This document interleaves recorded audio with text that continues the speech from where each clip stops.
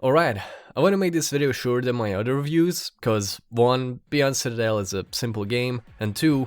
This is my favorite shooter of 2025 and you need to give it a try.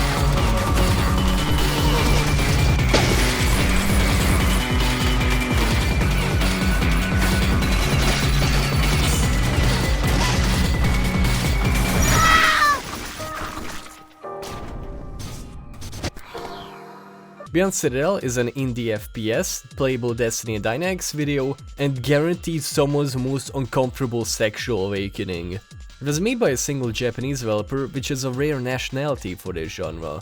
From what I know, aside from Doom modding community, FPS games are never a big thing there like in the rest of the world. There are some in the 90s, but the only Japanese shooters that pop into my head are the last 3 Resident Evils, if those count, and Breakdown, I guess, and Hole. Hole also came out last year. It's really good. You should check it out. And Galgun. Beyond Citadel is a sequel to the 2020 game The Citadel, a niche but surprising cult hit that was praised for its satisfying combat and how unapologetically fetishy and weird it was. Beyond Citadel takes the first game and just pushes it to the extreme. Some would say it pushes it beyond this. The story takes place in the far future, where a war between mankind, demons, and angels ravaged the world and eradicated most of humanity, until God, Big G himself, peace out of this mess. Most people need cybernetics to live on what remains of the Earth, but the demons were able to twist these and create brainwashed soldiers to continue their crusade against the last angels. More precisely, synthetic angels that were made from the remains of the real ones. And thus, our character, Martyr 919, is awakened.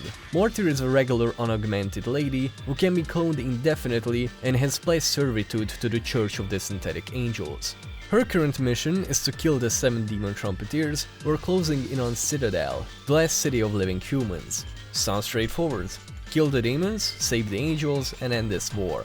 If you're familiar with the game, you probably think that this is a misleading summary of the plot. Let's talk about the visuals first. Beyond Citadel is one of those games that wears its inspirations on its sleeve. Most levels take place in barren gothic cityscapes with striking cold colors. It's obviously inspired by Blame and Evangelion, but the colors and the small gothic flares made me think of Gotham from the Batman cartoons. Other stuff like guns and enemies were clearly inspired by 80s, 90s sci-fi anime. The entire game is filled with great sprite work and awesome gore. Let's address the elephant in the room. This game is horny as hell and it's not even hiding it. Aside from the demons, every enemy is an anime girl, and they can be shredded into absolute fucking mincemeat. Even the demons are made out of them. Which on its own is fine in my opinion, because they look like actual soldiers and tech cultists. No that boob armor crap or that boob mech crap. But when you start murdering them, you realize that the reason this game took 5 years to make was because the dev handicapped himself to only use one hand. Which is a commendable feat nonetheless. When you incapacitate an enemy, they start loudly panting, and if you knock their helmets off, they always make that ohago, ohigo, ohego, the face on those hoodies that Reddit people thought were really funny years ago. I had a classmate back in high school who regularly wore one. He looked exactly how you imagine him, like fucking, he ticked all of the boxes. It's also fun to me that the game encourages finishing off enemies, because they can sometimes just pull out their pistol or even blow themselves up in desperation. There is also collectible gallery illustrations that vary between cool as fuck line art. Alright, that's a bit weird. Oh wait, this is just porn. I had moments where I'm in the heat of battle, palms sweating to not drop my mag and empty my gun like the clumsy twink I am, and all of a sudden, boom, tits. Thankfully, if any of this weirds you out too much, there are options to tone the gore down and sub the erotic gallery images. But I'll be honest, I like the game this way. The over-the-top gore adds so much to the feel of the combat. The sexual stuff does make the game more weird, but I'm a freak. I'm messed up. I can't change what I have become. At first it did make me kinda uncomfortable, but most of it was just funny to me. Except the designs for the synthetic angels, just something about them gets me under my skin. They look mutilated and altered in really grotesque ways. Kurva Francia. They look mutilated and altered in really grotesque ways, but they all have these contempt expressions, and it weirds me out knowing that they were designed to be arousing. The contrast between the gore and erotica creates a cocktail of emotions that a game rarely gets out of me. But the most in-your-face fetish isn't the Godot, but the gun porn. Ó, azt várja, azt csinál nekem újra, így tényleg berakja, nem a lentről tölti fel, nem egyből a jobb oldali kis rekeszbe azért. Most! Oh! Igen. Fuck animenő, ez volt jó. Kapjál már nők, ez jó volt, most már leszedem a játékot. Most people when seeing Beyond Citadel for the first time immediately notice the 2D sprites and go, alright, it's your standard fare Doom shoot, and then they need to reload.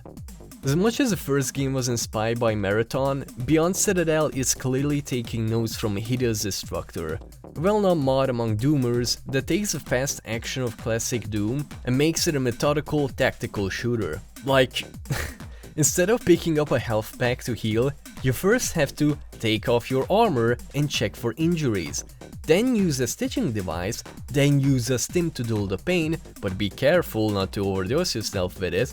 Also, just in case, check your blood pressure because you might need a blood pack. The core appeal of Hideous Destructor is using these complex mechanics to go through levels that weren't built for it. Beyond Citadel successfully captures that feeling while being more accessible and faster paced.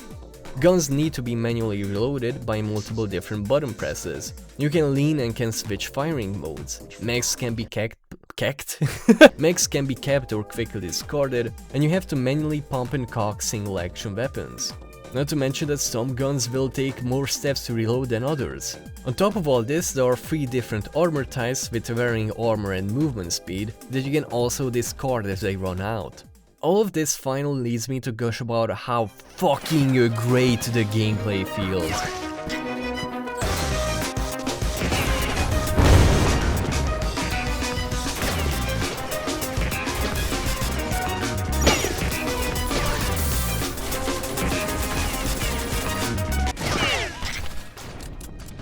The arsenal in this game is top-notch. There is not a single gun that doesn't feel or sound good. You can also admire them by pressing the same number key they're on, which is just a fantastic touch. Each gun uses a different type of ammo, and as you go through the game, you can buy and swap out different weapons for the same slot. Not to mention that you can also upgrade all of them.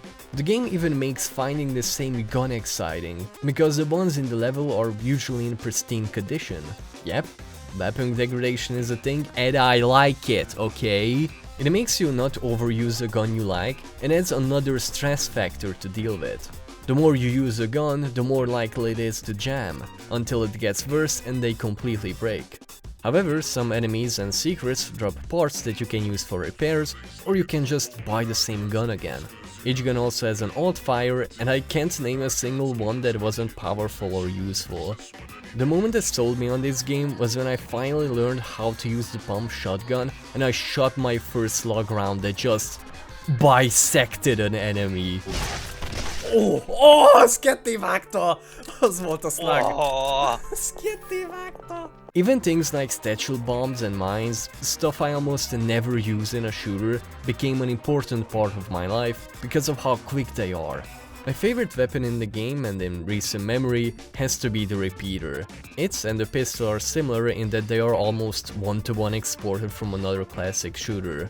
It's a lever action rifle that hits hard, good for all rages, and you have to cock it manually. Notice how I mentioned manual cocking as a positive?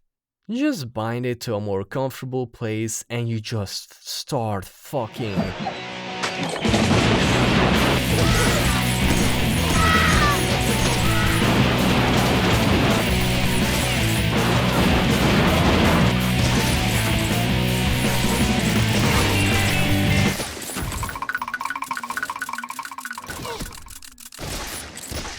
But when the action calms down, the game will set a tone from the opening level for the entire campaign.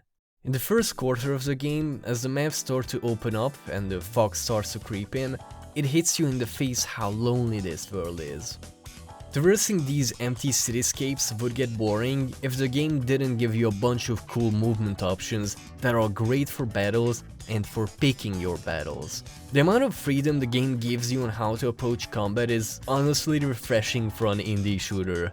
In an age where your game will be called badly designed by pretentious YouTubers if it's not making your brain fire on all neurons constantly, it's good to see a shooter that just hands you cool guns and good movement and just lets you go through the map and shoot stuff however you want. Do you want to engage in a long distance sniper duel, or you want to zip around cover and close in the distance?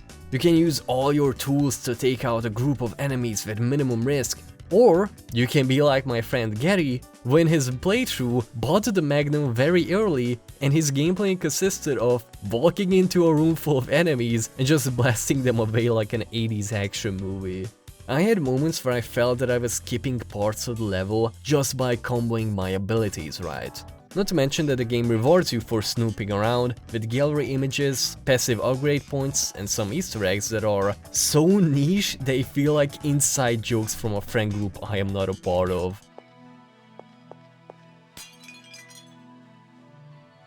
There are also some nice vehicle levels to break up the pace. The tank ones can drag on a bit too long, but the one with the macros makes up for it.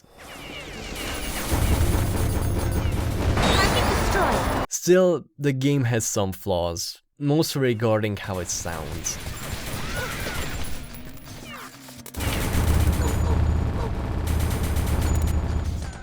Music is fine. It reminded me of old Menace Combat cartoons and old Flash games.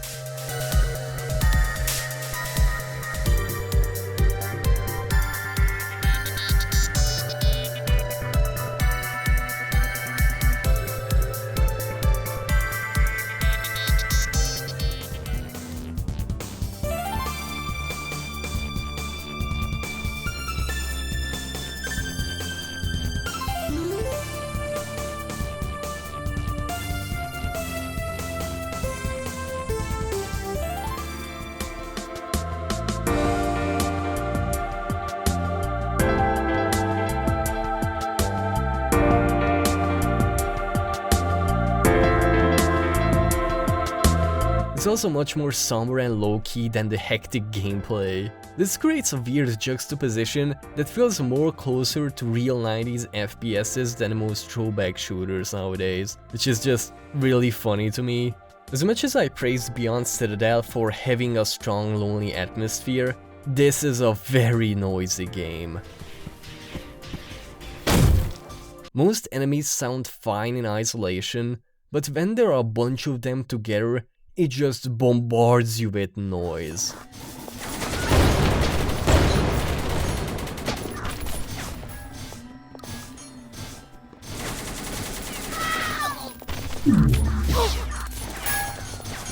Mechs have a footstep that you can hear a half block away, and these blob enemies, oh god, these blob enemies, oh.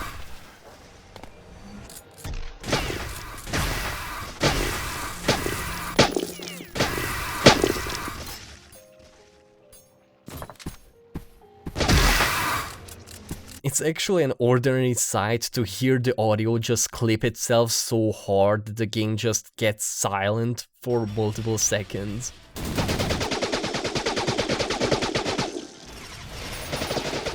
Versities gotta be the demons. They make this 50s flying saucer sound all the time, and you can hear them a mile away. Sometimes you can even hear them before you start the damn level.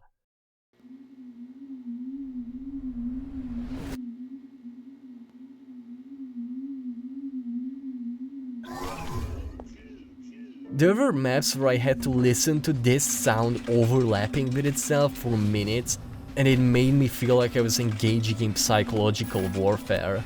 The second biggest issue I had with Beyond Citadel were the Trumpeter boss fights. They are nothing more than bullet sponges that spray particles. Some of them do try to have unique gimmicks, and I really like the big arcade game warnings as you face them, but they all devolve into just mindless.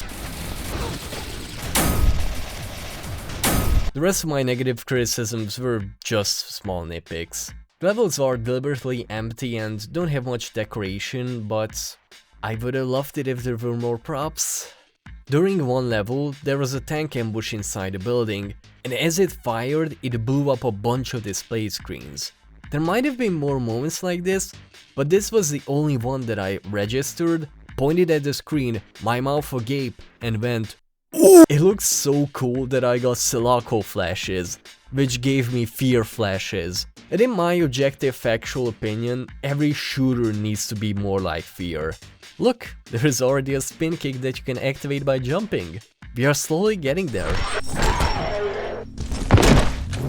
The dream levels at the end of chapters are much more detailed with props, and there was one close to the end of the game that looked so cool. I was hoping that somehow a firefight will break out. For a game that is clearly inspired by boomer shooters, you would expect the story to take a backseat. But then you remember that the dev is a big Marathon fan. After the first couple levels, what once were loading screen tips turned into something else, and as I found more clues and characters, some gigantic implications started to form in my head.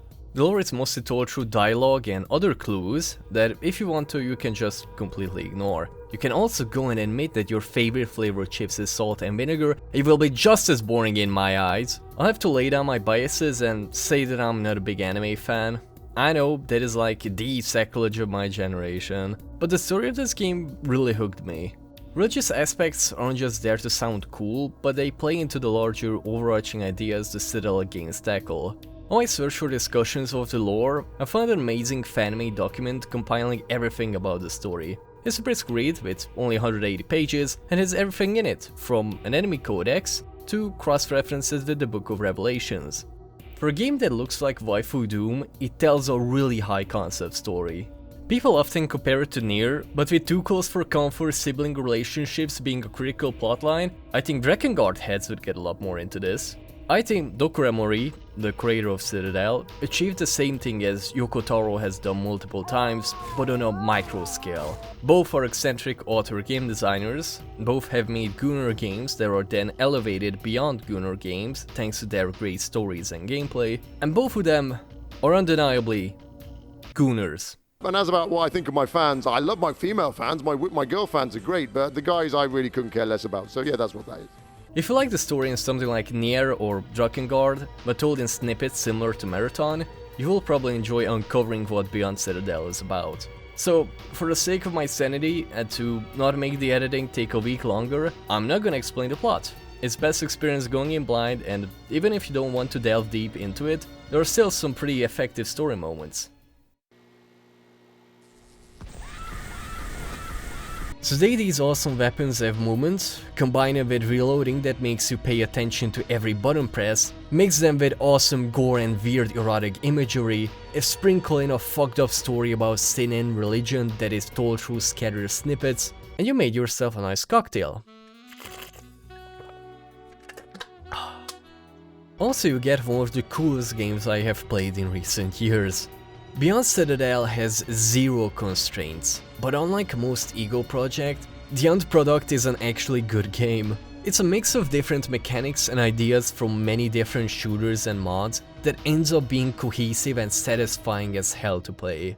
I can understand that some people won't gel with it because of the weird sex stuff, but keep in mind that most of it can be turned off, and even though it's prominent, this isn't the priority of the game. And even if you're still repulsed by it, you can't ignore how refreshing this game is mechanically. Another really fun FPS named Hole also came out this year. It too is a twist on an already existing FPS subgenre, this time extraction shooters, and made me really interested in more Japanese devs and studios taking a crack at FPSs.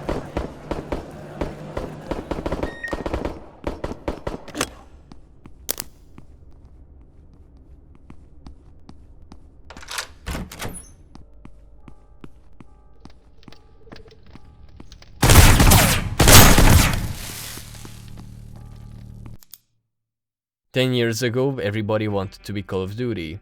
Now, everybody wants to be Doom 2016 and Ultra Kill. This is a gross generalization, and I'm not saying that this is a bad thing. For God's sake, this genre was called Doom clones back in the day. But there is a lot more room for weird ideas than just boomer shooters and mil sims. Maybe we could finally get cool anime girl soldiers that aren't shackled to gambling addiction games. Maybe we could get a true Ghost in the Shell FPS. One that is more perfect dark and no one lives forever, and less Call of Duty and Overwatch. You deserved so much more, Neo Tokyo. Oh my god. Oh my god. Overall, Beyond Citadel has great shooting, fun weapon handling, fluid movement, and a messed up and unique story, but equally fucked up visuals. You really can't praise an FPS more than that. I don't know how to make ending statements, so I rate Beyond Citadel. Why is my PP hard? Out of 10. Thanks for watching!